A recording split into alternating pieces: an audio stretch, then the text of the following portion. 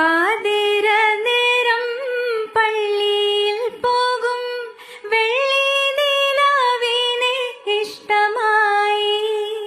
ഉള്ളിൽ മുഴങ്ങും പള്ളിമണിയുടെ നിമ്മിമ്മരയിലങ്ങാണ്ട് പോയി.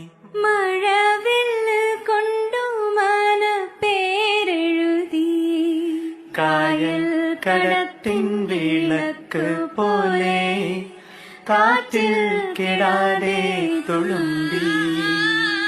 ഈ സോളമനും ശോഷണയും കണ്ടുമുട്ടി പണ്ടേ. മാമോദിസ